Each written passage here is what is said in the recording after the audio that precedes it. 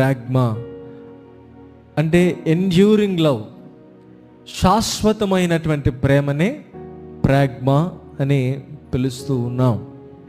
ఫిలాషియా self love అంటే మనల్ని మనం ప్రేమించుకుంటాం. ఏడవదిగా మనీయ అనేటువంటి మాటను ఉపయోగిస్తూ ఉన్నారు.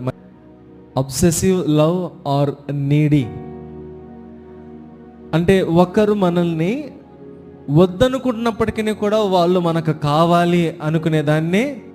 చివరిగా ఎనిమిదవది అగాపే లవ్, చాలా విలువైనటువంటిది సెల్ఫ్లెస్ లవ్.